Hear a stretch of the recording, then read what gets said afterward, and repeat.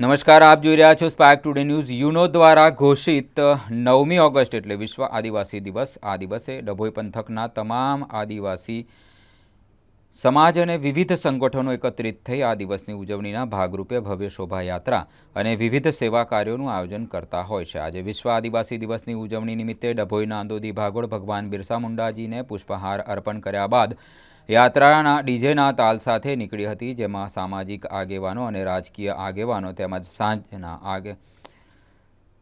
આગેવાનો મોટી સંખ્યામાં જોડાયા હતા. આ પ્રસંગે આદિવાસી લોકનૃત્ય અને વેશભૂષાએ ભારે આકર્ષણ જમાવ્યું હતું.